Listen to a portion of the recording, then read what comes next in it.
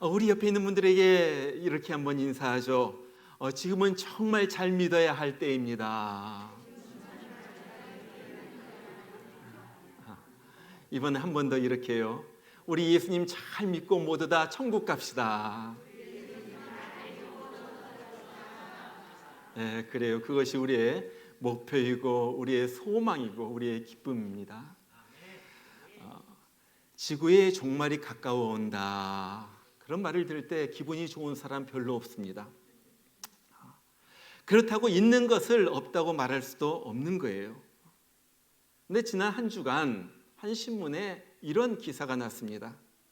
핵 공격 전조, 지구 종말 무기 러 포세이돈 북극해로. 이렇게 읽다가 지구 종말이란 말이 눈에 팍 띄어서 자세히 읽어보니까 지구 종말의 무기라고 불리우는 슈퍼 핵어뢰 포세이돈이라는 그것을 처음으로 시험하기 위하여 러시아에서 핵 잠수함에 실려가지고 북극해로 보내고 있다는 그러한 내용이었어요. 이 지구 종말 무기가 얼마나 센지 포세이돈의 위력이 100메가톤이라 그래요. 100메가톤.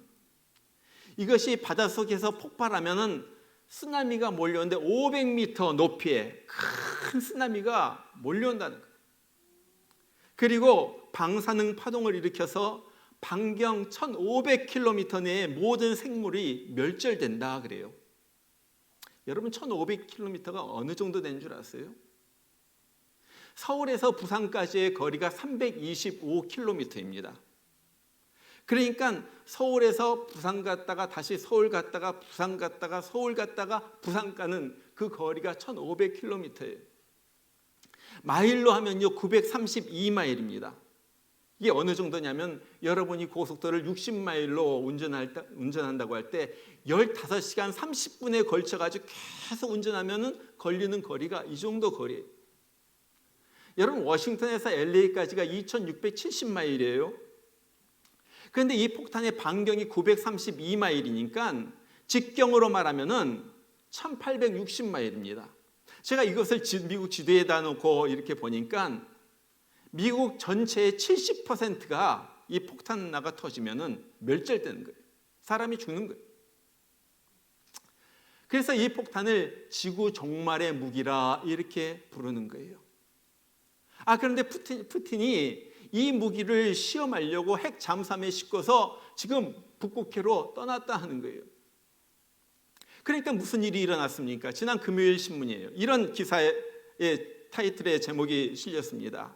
핵무기 있으면 아마겟돈 온다. 핵무기 있으면 아마겟돈 온다. 이 바이든이 한 말이죠. 바이든이 푸틴이 자꾸 핵무기로 위협을 하니까 너희들이 핵무기 사용하면 우리도 핵무기를 사용할 수가 있는데 바로 그때는 아마겟돈 전쟁이 될 것이다. 요한계시록에 나와 있는 인류 최후의 전쟁인 그 아마겟돈 전쟁이 일어나고 인류는 멸망하게 될 것이다. 그 말을 했던. 지금 무시무시한 일들이 일어나고 있어요. 기가 막힌 일들이 우리 눈앞에서 펼쳐지고 있다는 거예요. 요즘 종말에 대한 여러 가지 징조가 너무나도 많이 나와서 제가 사실 이 설교를 시작했을 때는 그냥 종말의 징조에만 좀 초점을 맞춰가지고 그렇게 말씀을 전하려고 그랬습니다. 근데 이렇게 하다 보니까 안 되어서 마태복음 24장의 강의 설교가 되어버렸어요.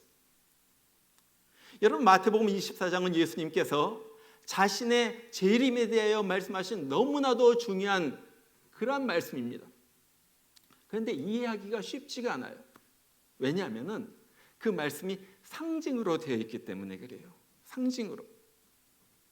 우리가 지난 시간에도 보았듯이 환란이 시작되고 적그리스도가 등장을 하면은 너희들은 산으로 도망가라. 지붕에 있는 자들은 집안에 물건을 가지러 내려가지 말라. 들에 있는 자들은 겉옷을 가지려고 집으로 돌이키지 말라. 너무나도 어려운 말씀이에요. 이런 말은요 문자 그대로 해석을 하면은 도무지 이해가 되지 않는 말씀입니다. 왜? 예수님께서 상징으로 말씀하셨기 때문에 그런 거예요. 오늘 말씀도 마찬가지입니다. 예수님은 오늘 말씀에서 아이 뵌 자들과 젖먹인 자들에게 화가 있다. 또 너희가 도망하는 일이 겨울에나 안식일에 되지 않도록 열심히 기도하라 말씀하시는 거예요. 이것이 무슨 말씀입니까? 너무나도 중요한 예수님의 재림에 대하여 주님께서 말씀하시는데 도대체 이것이 무슨 말씀인가 하는 거예요. 오늘 이 말씀을 중심으로 이 마지막 때에 살아가는 우리들은 어떻게 신앙생활하면서 어떠한 마음으로 살아가야 하는가 몇 가지를 살펴보기를 원하는 거예요. 자, 첫 번째, 아이벤 자들에게 화가 있다 그래요. 아이벤 자, 임신한 여자에게 화가 있다는 말. 도대체 이것이 무슨 말입니까? 오래전에 이미 다 돌아가셨지만은 저희 큰애 삼촌 그리고 그 큰 외숙모가 아주 독실한 여호와 증인이었습니다. 오래전에 한국에서요. 자녀들이 네 남매를 뒀는데 자녀들이 다 똑똑해요. 좋은 대학교 나왔어요. 그래서 좋은 사람이랑 결혼을 했는데 아기를 안 갖는 거예요. 왜냐하면 이 말씀 때문에 아이벤 자들에게 화가 있다고 그랬는데 또 젖먹이는 자들에게 화가 있다고 했는데 예수님이 곧 오실 것 같은데 이 화를 당하면 어떻겠냐. 그래가지고 아이를 낳질 않아요. 여러분 여기서 아이벤 자들에게 화가 있다, 아이를 뱄다는 것은 그런 뜻이 아니죠. 성경을 보면요, 성경은 교회를 여자로 종종 비유해서 말합니다. 베드로전서 5장 13절을 보면은 베드로 사도가 바벨론에 있는 교회들을 가리켜 여자라 그렇게 불러요. 또 고린도후서 11장 2절에도 사도 바울은 고린도 교회를 향하여 내가 너희를 정결한 처녀로 한 남편인 그리스도께 드리려고 중매함이라. 다른 말로 말하면 남편은 예수님이고 신부는 교회라는 거예요. 우리라는 거예요. 여러분 여기서 교회는 건물을 말하는 것이 아니죠. 모든 교인들의 모임이 바로 이 교회예요. 요한계시록 19장 7절에도 보면은 예수님께서 이젠 신랑으로 또 신부된 우리 교회들을 신부로 다 같이 혼인잔치에 참여하게 됩니다. 혼인잔치에 참여. 자, 그러면은 아이벤 여자에게 화가 있다는 말은 무슨 말이에요? 여자가 아이를 낳는데 아직도 뱃속에 있어요. 출산하지 못했어요. 다시 말하면 영적으로 보면 영적으로 태어나지 못한 이 아이는 태어나지 못한 다른 말로 쉽게 말하면 거듭나지 못한 바로 이 사람들에게 화가 있다는 말. 예수님께서 여기에서 말씀하시는 것은 거듭나지 못한 교인들이 있는 교회입니다. 교회는 다니지만은 재미로, 친구 때문에, 아니면 아이들 교육 때문에 그렇게 교회는 다니지만은 정말로 예수님을 만나가지고 거듭나고 구원 얻는 것을 체험하지 못한 교인들이 교회에 많이 있다. 많이 있다. 여러분 정말로 교회들마다 그래요. 교회는 다니지만 거듭나지 못한 교인들이 얼마나 많은지 몰라요. 교회는 다니지만은 구원받고 천국 가는 것에는 관심이 없어요. 그러면서 이렇게 교회 다니면 뭐 어떻게 되겠지? 뭐 예수님 오실 때 천국 가겠지? 그렇게 생각하면서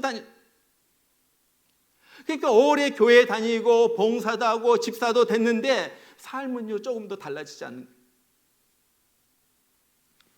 오래전 USA Today라는 신문에서 시카고 대학의 어느 교수가 이 설문조사해가지고 발표한 내용이 있어요. 미국의 티네이저들을 생활을 갖다 추적해 보았더니 교회 다닌 학생들이나 교회 다니지 않는 학생들이나 별 차이가 없더라는 거예요. 대학생들도 마찬가지예요. 교회 다닌다고 하면 똑같이 술 마시고 똑같이 클럽 가고 똑같이 성적으로 문란하고 그렇게 살더라는 거예요. 왜 그럴까요? 한국도 마찬가지예요. 한국의 기독교 여성 문인협회라는 곳에서 설문조사를 했어요. 기독교인에 대하여 어떻게 생각하십니까? 이건 상당히 오래전의 설문조사입니다. 그랬더니 이런 조사가 나왔어요. 더 신뢰한다. 기독교인들은 더 신뢰한다. 믿을만하다. 그것이 15.3%. 보통이다. 세상 사람과 똑같다. 32.9%. 입만 살아있는 위선자다. 20.7%. 오래전이니까 요즘은 더하죠. 요즘은요, 기독교에 대해서 아주 이를 갖다 악물고 대듭니다. 교인이라고 그러면 그냥 막 욕을 해대는 거예요. 그런 시대예요, 그런 시대. 여러분, 도대체 왜 이런 결과가 나오는가 하는 거죠. 교회는 다니는데 성령으로 거듭나지 못했어요. 속에 보면 예수 그리스도의 생명이 없어요. 교회에서 모이고 여러 가지 모임도 참석하고요, 여러 가지 활동도 하고, 그런데 그 안에 예수 그리스도가 보이지 않는 거예요.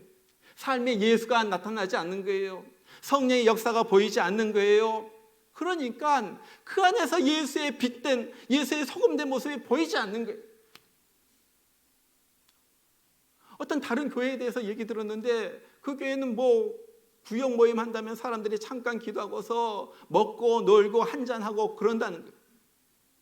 여러분, 그런 사람들에 대해서 성경이 뭐라고 말씀하는 줄 알아요? 요한계시록 3장 1절 보면 예수님께서 이런 교인들을 죽은 교인이라 그래요. 이런 교회를 죽은 자라, 죽은 교회라고 예수님께서 마음 아파하시면서 그것을 부르는 거예요. 여러분, 교회에 다니는 것이 전부가 아닙니다. 예수님을 개인적으로 진짜로 실감 있게 만나야지 돼요. 그것이 중요해요.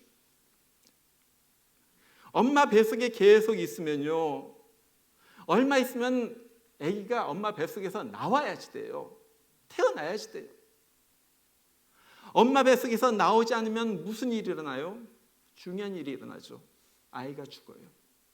또 엄마도 죽어요. 여러분, 이것이 요즘 교회의 문제잖아요. 교회는 다니는데 거듭나지 못한 교인들이 너무 많아요. 그러니까 무슨 일이 일어납니까? 교회가 힘을 잃고 죽어가기 시작하는 거예요. 이거예요. 여러분, 우리가 우리 자신을 한번 살펴보아야지 됩니다. 정말 우리 자신의 구원에 대하여 자신이 없다면은, 우리 가운데서 정말로 죄에 대한 통렬한 회개, 마음의 변화, 천국에 대한 소망, 안 믿는 사람에 대해 불쌍히 여기는 마음, 정말 어떻게 하면 저 사람 전도할까? 어떻게 하면 같이 천국 갈까? 그런 거듭남 받은 사람의 거듭남의 열매가 보이지 않다면 우리가 자신이 내가 정말 구원받았나 한번 예민하게 우리 자신을 살펴보아야 한다는 것. 그리고 만약 그렇다면 우리가 주님 앞에 간절히 구해야지 됩니다. 주님, 나를 불쌍히 여겨주세요. 나는 죄인입니다. 난 지옥 갈 죄인입니다. 하나님, 나를 불쌍히 여겨주셔서 나를 구해 주세요. 나를 구원해 주세요. 내가 엄마 뱃속에 있는 아이처럼 오래 교회는 다녔지만은 아직도 내가 영적으로 거듭나지 못했습니다. 나를 구해 주세요. 내가 그리고 구원의 확신 속에서 천국의 소망 가지고 예수님과 동행하는 그 기쁨 가지고 이 세상을 살게 해주세요. 이런 사람들. 저는 우리 모든 목양교회 성도님들이 이런 사람이 되기를 주의 이름으로 축원합니다. 정말로 중요한 거예요. 거듭남의 은혜, 주님을 만나는 은혜, 새 생명의 은혜, 성령의 역사의 은혜, 바로 그거예요. 자, 두 번째, 젖먹이는 자에게 화가 있다 그래요. 젖먹이는 자에게 화가 있다.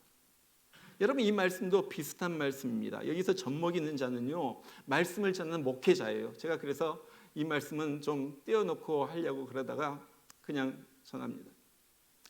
젖먹이는 자, 말씀을 전하는 목회자. 다시 말하면 어린아이 같은 교인들에게 적 같은 유아적인 말씀만 전하는 목회자. 윌리엄 바클레라는 주석가가 여기에 대한 이 사람을 이렇게 얘기했어요. 복음의 기초만 먹이는 종들이다. 주의 종들이다. 복음의 기초만 먹이. 자, 말씀의 젖이 무엇입니까? 이것을 해석한 것이 히브리서 5장이에요. 히브리서 5장 12절부터 13절을 보면 그런 말이 있어요. 때가 오래되었으므로 너희가 마땅히 선생이 되었을 터인데 너희가 다시 하나님의 말씀의 초보에 대하여 누구에게서 가르침을 받아야 할 처지이니 단단한 음식은 못 먹고 젖이나 먹어야 할 자가 되었도다. 이는 젖을 먹는 자마다 어린아이니 의의 말씀을 경험하지 못한 자요, 단단한 음식은 장성한 자의 것이니 그들은 지각을 사용함으로 연단을 받아 선악을 분별하는 자니라. 여러분 잘 들어보세요. 잘 들어보세요. 여기 두 가지 먹는 음식이 나와요. 하나는 젖이에요. 하나는 단단한 음식이에요. 젖이 무엇입니까? 오늘 말씀해 보니까 말씀의 초보이다 그랬어요. 기초적인 것이다 그랬어요. 여러분 아이를 낳아가지고 젖 먹는 아이에게 너 조심해. 이런 사람 없어요. 그냥 걔한테는 사랑을 베풀어줘. 돌봐주고 아이고 사랑한다. 아이고 예쁘다. 맨날 그런 거예요. 이것이 젖이에요. 젖. 성도들 가운데도 그런 것만 좋아하는 사람이 있죠. 예? 하나님이 책임져 주실 거예요. 걱정하지 마세요. 하나님이 손 붙잡아 인도해 주십니다. 염려하지 마세요. 하나님의 은혜가 풍성하게 임할 것입니다. 우리는 다 되었습니다. 우리는 편안합니다. 젖이에요. 젖. 그것도 좋은 말씀입니다. 그러나 우리 믿음이 자라면서 거기에만 머물러 있으면 안 돼요. 단단한 식물을 먹으라는 거예요. 단단한 식물에 대해서 히브리 기자는 그렇게 말해요. 의의 말씀이다. 이것은 선악을 분별하게 하는 말씀이다. 선악은 분별하는 사람이 먹는 말씀이다. 무엇입니까? 이거예요. 너 악한 줄 알면 회개해. 회개해. 거룩하게 살아야지 돼. 세상을 닮아가지 마. 하나님 앞에 드려. 육을 쳐서 복종시켜. 육엔 죽고 영에 살아야지 돼. 이런 말씀. 이해가 되세요? 내 영이 깨어나는 말씀. 선악을 분별하는 거예요. 악한 것을 갖다 주님 앞에 통렬하게 회개하는 그런 말씀. 하나님 내가 어떻게 해야지 되겠습니까? 나의 이 비참한 모습 어떻게 해야지 되겠습니까? 하면서 주님 앞에 나가서 울부짖는 그런 말씀. 이 시대를 보면서도 똑같이 울부짖는 그런 말씀이에요. 여러분 요즘 보면요, 제가 다른 교회도 보면 목사님들 제가 많이 만나잖아요. 보면요 난리. 너무나도 많은 사람들이 어린아이 상태에 머물러 있어요. 그래가지고 까딱하면 교회에서 삐져요. 까딱하면 시험에 들고 나 교회 안 나와버려 그러고 애가 떼쓰는 것 같아요. 어린아이. 여러분 우리는요 성숙한 교인이 돼야지 됩니다. 여러분 어린아이가 시집가고 그런 거 봤어요? 어린이 돼가지고 신랑 예수를 맞이하는. 그러면은 장성한 교인, 성숙한 교인은 어떠한 사람입니까? 몇 가지 한 3개만 말씀드릴게요. 첫 번째는요 주는 사람이에요. 주는 사람. 여러분 어린아이는요 받을 줄만 알지 줄 줄을 몰라요. 그러죠? 다른 사람을 위해서 주고 베풀고 돌봐주고 이런 것이 성숙한 사람. 교회를 위하여 시간을 들이고 물질을 바치는 사람, 성숙한 사람. 주고 희생하고 이런 사람들이 어른이에요. 어른만이 이건 할 수가 있는 거예요. 어린아이는 이런 거 몰라요. 희생한다는 거.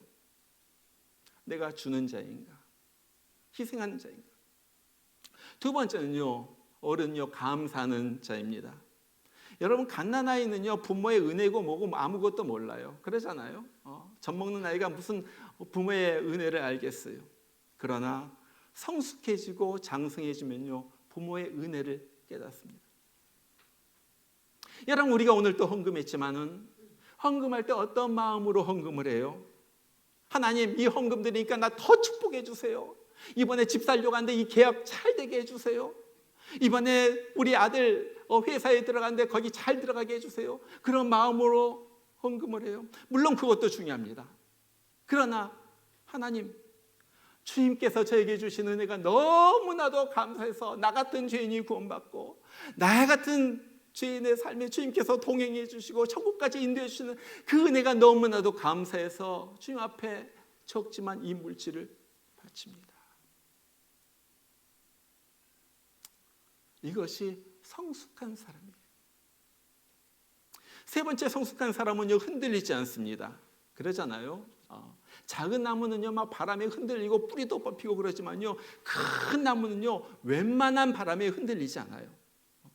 다른 말로 말하면 성숙한 성도, 장성한 사람은 웬만큼 흔들어도 시험에 흔들리지 않는다는 거예요. 그럴 수도 있지. 저 사람 그럴 수도 있지. 웬만큼 흔들어도 흔들리지 않아요. 누가 뭐래도 내 믿음은 내가 지킨다. 이것은 나와 하나님과의 관계이다. 이것을 허물 자가 없다. 그러면서 꼿꼿하게 믿음을 지키는 사람이에요. 이런 사람이 장성한 사람, 성숙한 사람이라 하는 거예요. 어떤 분이 교회 다니는 사람들을 보면서 이걸 이렇게 세 가지로 분류했어요. 비교해가지고 분류했는데, 첫 번째 종류의 사람은 로잉 보트, 노젓는 배예요. 노젓는 배. 이렇게 노를 갖다가 저어야지 배가 나가는 거예요. 뭐예요 이것은? 옆에서 열심히 믿어야지 됩니다. 교회 나와야지 됩니다. 왜 지난주일에 빠지셨어요? 이번에 우리 교회에서 뭐 잔치래요. 꼭 나오세요. 막 이렇게 해야만 교회에 나갈까 하는 사람. 두 번째는요, 윈드보트예요. 돛담배. 바람에 따라서 움직이는 거예요. 쉽게 말하면 기분에 따라서 움직이는 거예요. 기분 좋으면 오늘 교회 한번 나가볼까? 기분 안 좋으면 야 오늘 그냥 제끼자. 필드로 나가자. 어디 저쪽으로 나가자. 자기 기분에 따라서 움직이는 사람. 신앙이 그런 사람. 자, 세 번째 엔진보트입니다. 엔진배. 이 사람은요 자기 동력이 있어요. 힘이 자기에게서 나와요. 그래서 비바람이 불어도 어떤 고난에도 물결을 헤치면서 그냥 나가는, 달려가는, 천국을 향하여, 주의 몸된 성전을 향하여. 엔진배. 여러분, 우리는요 마지막 때에는 믿음을 잘 지켜야지 됩니다. 어린아이는요 힘이 없어요. 성숙한 어른만이 믿음을 지킬 수가 있어요. 열심히 성경 읽고 열심히 말씀 공부하는 거예요. 왜? 우리를 자라나게 하는 것은 양식이기 때문에, 밥을 먹어야만 우리가 자라나기 때문에 그래요. 여러분, 우리 교회에서 지금 커피 브레이크 왕성하게 잘 진행되고 있습니다. 여러분, 커피 브레이크 안 하면 하세요. 얼마나 깊은 말씀으로 내 믿음이, 그러면서 프랙티컬한 말씀으로 내 믿음이 자라게 하는 줄 몰라요. 또 여기 우리 교인들 중에 얼마는 90일 동안 성경 통독하는 거 그거 시작해가지고 열심히 시간만 나면 성경 읽고 있어요. 믿음이 팍팍 자라는. 토요일 새벽기도 나오는 분 별로 많지는 않은데, 요즘 아가서 묵상하잖아요. 이건 단단한 음식이에요. 단단한 음식, 깊은 말씀. 지난번에도 나를 사랑하는 자는 내 품 가운데 모략주머니요. 이 간단한 말씀 가지고 2주일 설교했어요. 이번에는 나의 사랑하는 자는 엔게디 포도원에 고배라요. 이해가 안 돼요. 여러분, 그냥 읽으면 이해가 안 돼요. 그것까지 3번에 걸쳐가지고 설교하는 거예요. 그 속에 들어있는 깊은 영적인 의미가 내 마음속에 꽂힐 때 거기서 내 영이 막 살아나는. 우리 교회 새가족 모임 6주 동안 1:1 양육 12주, 제자훈련 24주, 7스텝 12주, 영성훈련 30주. 얼마나 좋은, 여러분의 영이 살아나게 됩니다. 영이 살아. 우리 어제도 영성훈련 했는데 깊은 기도에 대해서, 우리가 이때까지 하지 않았던 깊은 영적인 기도를 어떻게 하는가에 대해서 우리가 깊이 공부했어요. 그리고 이제 이번 주에 프랙티스하는 거예요. 영성. 여러분, 아무리 좋은 음식이라도 내가 먹어야지 돼요. 먹지 않으면 안 돼요. 내 믿음이 자라기 위해서는 내가 달려들어야지 됩니다. 먹어야지 되는 거예요. 어떤 사람 뷔페집에 가서도 배고픈다고 그러잖아요. 먹질 못하면 그렇게 되는 거예요. 내가 자라서 신앙적으로 성숙한 사람이 되면 달라집니다. 그때서부터 영적인 눈이 열리는 거예요. 그때서부터 하나님의 신비한 모습이 보이기 시작하는 거예요.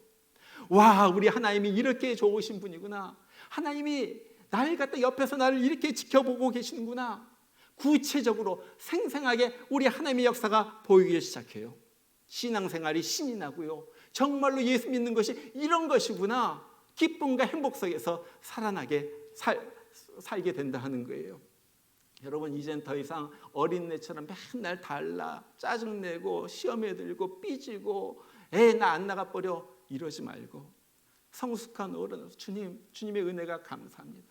내가 어떻게 주님의 은혜 보답하면서 살까요? 내가 주님 없이는 못 삽니다. 주님 없이는 못 삽니다. 그러면서 주님과 동행하시는 성숙한 어른의 믿음 생활 하시길 주의 이름으로 축원합니다. 자, 세 번째, 너희가 도망하는 일이 겨울에나 안식일에 되지 않도록 기도하라 그랬어요.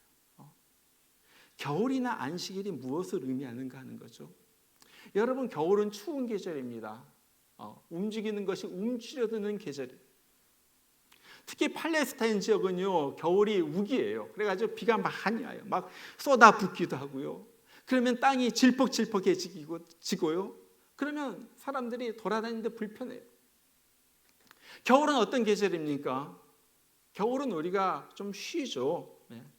1년 중에도 해가 제일 짧아가지고 일을 많이 못해요. 또 식물도 성장을 멈추고 동물들도 겨울잠을 자거나 거의 움직이지 않아요. 힘이 없어요.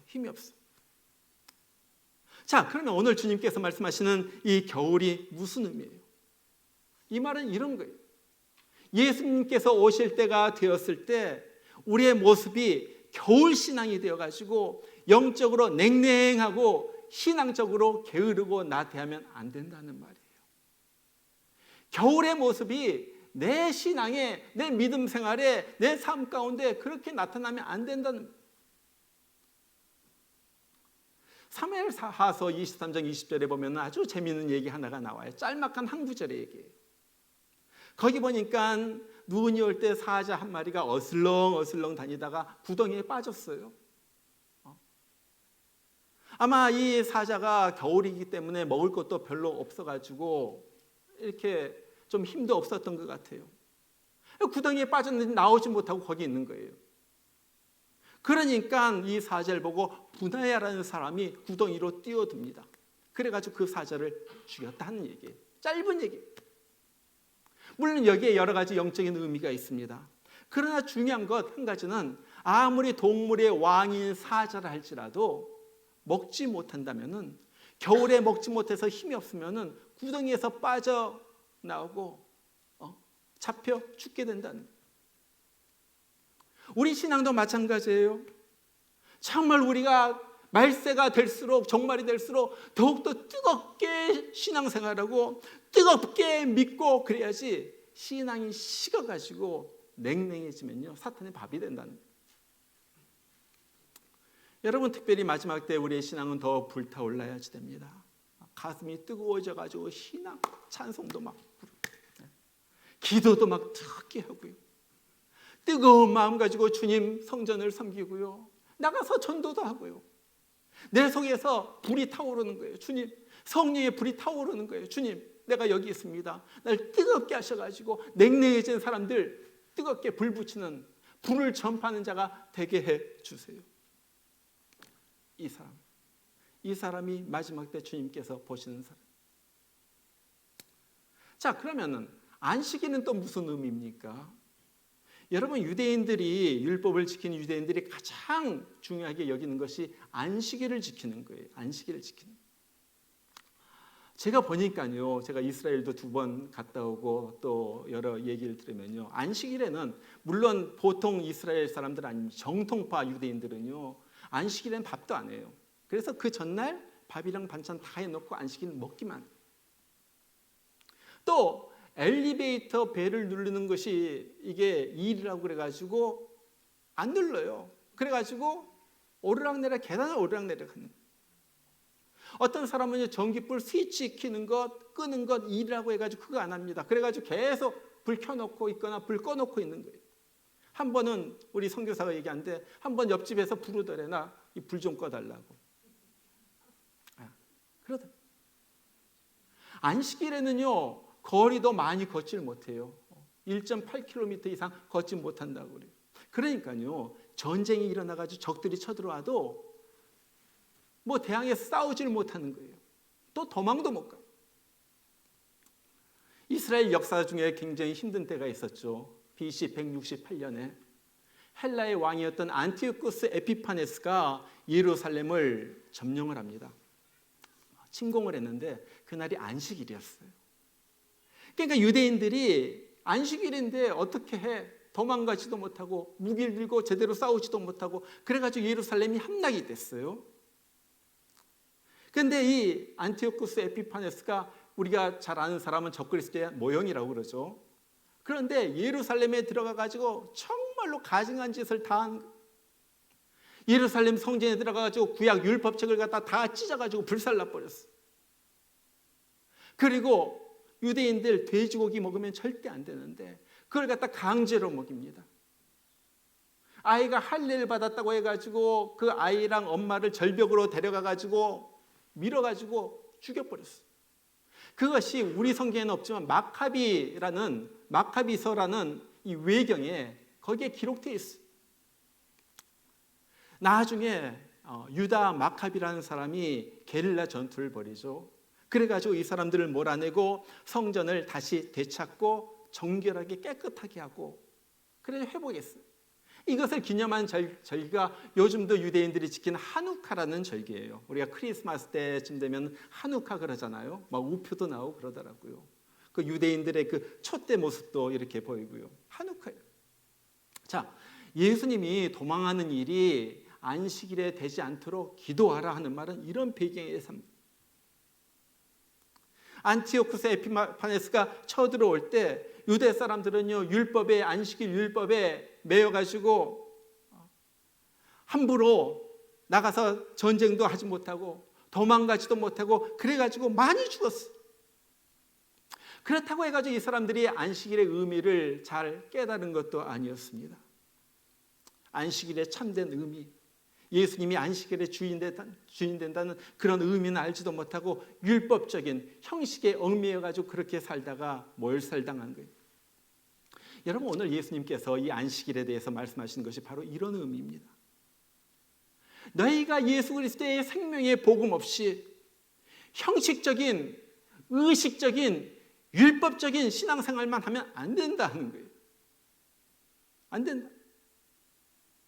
저는요, 때때로 우리 신앙생활이 점점 더 신앙생활이 오래될수록, 교회 생활이 오래될수록 이렇게 변질되진 않을까 걱정이 돼요. 주일 됐으니까 교회에 나갑니다. 찬양팀이 찬양하니까 찬양을 합니다. 목사님이 설교하니까 목사의 설교를 갖다 듣습니다. 형식적으로는 따라요. 그러나 속이 없어요. 속이 없어요.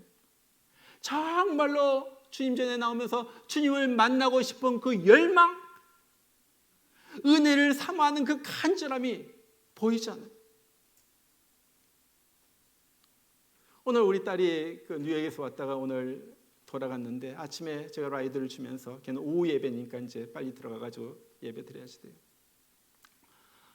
제가 그러면서 그 딸에게 그렇게 얘기했어요. 너 오늘 주일 교회 간다고 생각하지 말고 하나님 만나러 간다고 생각해라. 그냥 교회 간다고 생각하지 말고 하나님 만나러 간다고 생각하고 교회를 향해라. 그런 거 아니에요. 그런 거 아니에요. 여러분, 우리 신앙생활이 형식적이면 안 돼요. 거기에 대해서 마태복음 3장 12절엔 비유를 통하여 이렇게 말해요. 밭에 있는데 밭에 알곡이 있고 쭉정이가 있다. 쭉정이가 있다. 그런데 이 농부가 알곡은 모아가지고 곡간에 들이고 쭉정이는 따로 모아가지고 꺼지지 않는 불에 던진다 그랬어요. 여러분, 알곡이 무엇입니까? 알곡은 속이 꽉 차 있는 거예요. 이 사람은요, 속 마음이 예수 복음으로 꽉 차 있는 거예요. 이 사람은 진짜예요. 쭉정이는 뭐예요? 겉은 비슷해요. 근데 속이 텅 비어 있어요. 겉은 멀쩡한데 속에 들어보니까 예수가 없어요. 복음이 없어요. 성령의 머무르심이 없어요. 형식적이에요. 겉으로만 왔다 갔다 해요. 자, 알곡과 쭉정이가 한 밭에 있어요. 이 말은 무슨 말이냐면 한 교회에서 같이 예배드리고 신앙생활 한다는 말이에요.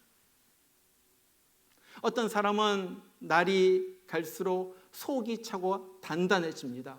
진짜 알곡 성도가 되는 거예요. 무언가 꽉 찬 알곡 진짜 성도. 어떤 사람은 세월이 흐르고 추수 때가 되어도 속이 안 들어가고 껍데기만 있어요. 겉으로 보면 비슷하죠. 겉으로 보면 다 같이 예배드리고 다 같이 희희낙낙하고 다 같이 여러 가지 활동도 하고 그래요. 그런데 보면 달라요. 여러분 그 결과가 어떻습니까?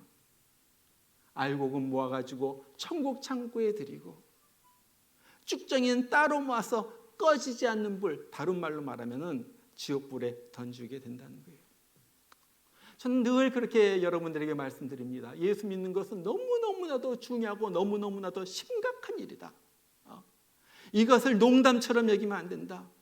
이것처럼 취미생활로 여기면 안 된다. 이렇게 믿어도 어떻게 하면 구원은 없겠지. 내 남편 바지 붙잡고 올라가야지. 내 아내 바지 붙잡고 올라가야지. 그러면 안 된다는 거예요. 생명의 문제, 죽고 사느냐의 문제예요. 그냥 죽고 사는 것이 아니라 영생인가 영벌인가 둘로 갈라지는 문제가 예수 믿는 문제예요. 오늘 주님은 우리에게 아주 심각한 말씀을 해주십니다. 이 말씀이 우리에게 부담이 될 수도 있어요. 좀 기분 나쁘게 들릴 수도 있어요. 그러나 주님께서 하신 말씀이에요. 우리가 이 마지막 때는 어떤 신앙을 가져야 되는가? 4가지 말씀, 예수를 확실히 믿음으로 변화된 거듭난 신앙을 가져야 된다. 젖먹이 어린아이의 신앙이 아니라 성숙하고 장성한 자, 어떤 환난, 풍파, 시험 그런 것들이 와도 넉넉히 이겨내는 신앙 다 가져야 된다. 냉랭한 신앙, 물에 물 탄 듯 술에 술 탄 듯 하는 신앙이 아니라 정말로 속에서 성령의 역사가 일어나고 뜨겁게 타오르는 그러한 뜨거운 신앙 가져야 된다. 마지막으로 형식적인 껍데기 왔다 갔다 하는 신앙이 아니라 예수 복음으로 가득 찬 그러한 알곡 신앙을 대해야 된다. 정말로 이 시대에 저는 언제 예수님이 오실지 모르겠어요. 그러나 제가 더 많은 자료로 더 자세하게 말씀드릴 수가 있지만은 그렇게 먼 때는 아닌 것 같아요. 그렇다면 지금부터 믿음 준비하셔야 됩니다. 지금부터 말씀에 살아있고 기도에 깨어있고 그래서 내가 주님 오실 때까지 주님께서 나에게 맡겨주신 사명 잘 감당하다가 우리 주님께서 오실 때가 영광스럽게 신부의 모습으로 내가 주님을 맞이하겠습니다. 그런 모든 성도가 되기를 주의 이름으로 축원합니다. 우리 같이 한번 기도하겠습니다. 같이 기도합니다. 하나님, 내 신앙을 다시 한번 돌이켜봅니다. 교회는 다니지만은 주일이라고 나오긴 하지만은 내 신앙이 정말로 예수님을 만나가지고 변화되었는가, 다시 태어난 삶을 가지고 있는가. 아직도 내가 어린아이의 신앙이라면 내가 성숙한 신앙이 되게 하여 주시옵소서. 주님을 위하여 희생하고 섬기는 사람, 어떤 환난 풍파에도 흔들리지 않는 사람, 정말로 그런 사람으로 살기를 원합니다. 냉랭한 신앙이 아니라 뜨겁게 성령의 역사가 내 가슴 속에서 불타듯이 올라오는 그런 하루하루의 삶을 지내기를 원합니다. 형식적으로 껍데기적으로 그렇게 사는 신앙이 아니라 예수의 복음이 가득 차가지고 정말로 예수님을 전하고 예수님 사는 것, 함께 사는 것이 기쁜 그런 알곡 신앙으로 살길 원합니다. 우리 하나님, 내 마음을 움직여 주시고 나를 바꿔주시고 내가 정말로 아직도 예수 믿는 것에 대한 확신이 없다면 기도하시길 바랍니다. 주님, 내가 정말로 주님을 만나길 원합니다. 나도 다시 태어나길 원합니다. 나도 다시 태어나서 이제 천국 백성으로 살길 원합니다. 주님, 나를 만나주세요. 하나님, 이 시간에 여기 있는 각 사람 한 사람 한 사람을 주님 만나주시고 터치해 주시고 삶의 변화가 있게 해주시고 정말 새로운 생명의 역사가 저들 삶 가운데서 일어나는 그런 우리들 되게 하여 주세요. 우리 시간에 다 같이 한번 기도합니다. 여러분의 입을 열어서 간절하게 주님 앞에 기도하시길 바랍니다. 자신을 위해서, 다른 사람이 아니라 이 시간엔 자신을 위해서만 같이 기도하겠습니다. 다 같이 기도합니다. 우리 하나님 아버지, 오늘 또 주님 말씀을 들었습니다. 이 마지막 때 주님께서 마태복음 24장을 통하여 깨어있는 성도, 주님을 맞이하는 성도, 정말로 세상이 악해지고 여러 가지 징조가 보인 이 시대에 우리가 어떻게 살아야 할까를 주님께서 오늘 또 이 강단을 통하여 들려주시니 감사합니다. 잊혀지는 말씀이 아니라 심령에 남겨진 말씀 되게 하여 주시고 정말로 하나님, 이제는 천국 바라보면서 매일매일 우리의 발걸음을 옮기는 그러한 저희들 되게 하여 주시옵소서. 우리가 잘못한 것 주님 용서하여 주시옵소서. 아버지는 악한 행실하고 마음으로 입술로 우리 행동으로 죄 지은 것을 주님 용서하여 주시옵소서. 이젠 살아있는 사람이 되게 하여 주시고 아버지 하나님 정말로 세상 물결 거슬러 올라가는 그러한 사람 되게 하여 주시고 아버지 하나님 죄악에서 멀리 떨어지게 하여 주시며 하나님 성결하고 정결한 주의 신부로서 주님 맞을 준비하는 저희들 되게 하여 주시옵소서. 아버지 하나님 우리 심령을 통해 주시고 아버지 움직이게 하시고 성령에게 의탁하면서 하루하루를 살아가는 우리 되게 하여 주시고 아버지 하나님 날마다 주님의 구원에 감격하고 감사하면서 살아가는 우리 되게 하여 주시옵소서. 아버지 하나님 우리를 만져주셨소서. 우리 목양에 있는 성도들 아버지 하나님 그냥 믿다가 지옥불로 떨어져간 사람은 한 사람도 없도록 하여 주시고 진짜로 예수님 만나고 진짜로 거듭나고 진짜로 새 사람이 되어서 나는 이제 예수님 없이는 살지 못합니다. 나는 천국 없이는 살지 못합니다. 나는 이 땅에 나그네로 살지만 천국 내 집을 바라보면서 살아갑니다. 그런 고백 가운데 살아가는 저들 되게 하여 주시옵소서. 우리 하나님 아버지 인간의 힘으로 되지 않습니다. 성령께서 해주셔야만 됩니다. 성령께서 거룩하신 주의 영께서 이 시간에 한 사람 한 사람 심령을 쳐주시고 녹여주시고 깨트려주시고 부숴주셔서 아버지 하나님 완전히 새로운 사람으로 변화되는 그러한 역사 일어나게 하여 주시옵소서. 주님 감사합니다. 아버지 주님 아버지 하나님의 말씀을 듣는 자는 다시 한번 변화되고 예수님 맞았는 그 자는 예수 십자가의 전쟁 예수 십자가의 흘린 피로써 그대는 씻기어 있는가 더러운 죄 이게 하는 능력을 그대는 참이지 않는가 예수의 보혈로 그대는 씻기어 있는가 씻기어 있는가 마음속에 여러 가지 죄악이 깨끗이 씻기어 있는가 주 예수와 밤낮으로 주 예수와 밤낮으로 늘 함께 그대를 행동을 하는가 아무 때나 어디서나 그대를 십자가 붙들고 예수의 보혈로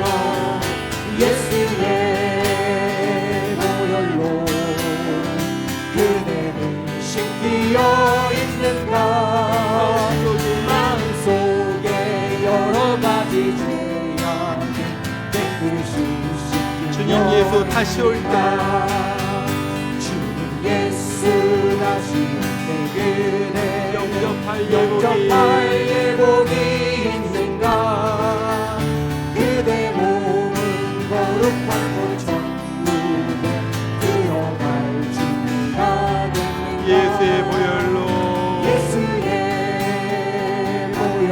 그대는 씻기어 있는가 씻기어 있는가 마음속에 여러 가지 죄악이 깨끗이 씻기어 있는가 모든 죄 더러워진 모든 죄에 더러워진 예복 주 앞에 지금 주 다 앞에 지금 다 벗어서 샘물같이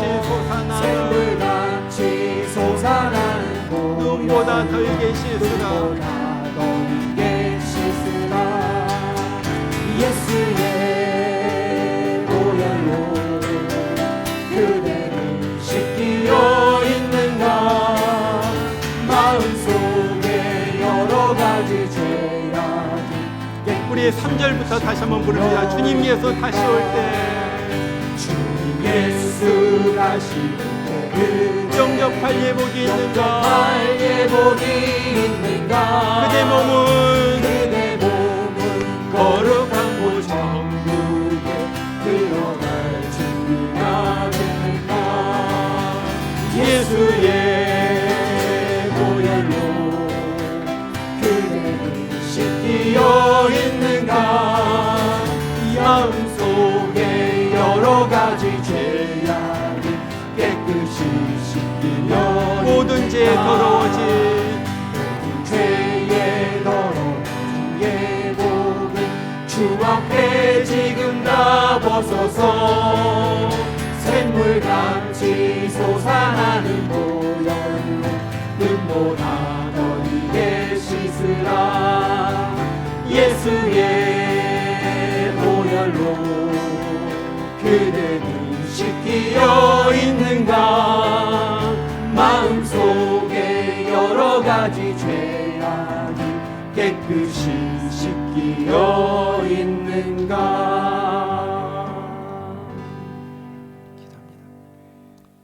그날에는 아이벤 자들과 젖먹이는 자들에게 화가 있으리로다. 너희가 도망하는 일이 겨울에나 안식일에 되지 않도록 기도하라.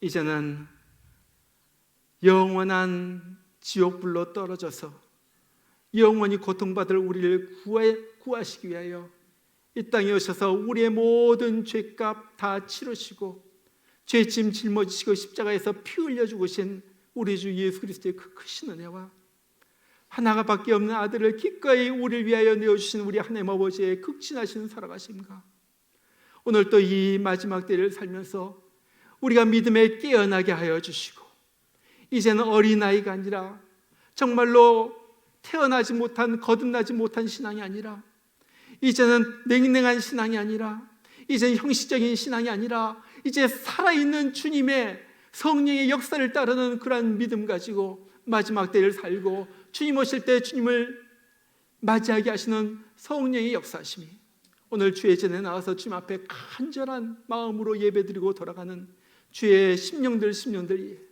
이제로부터 영원토록 함께 하시길 주의 이름으로 축원하옵나이다. 아멘.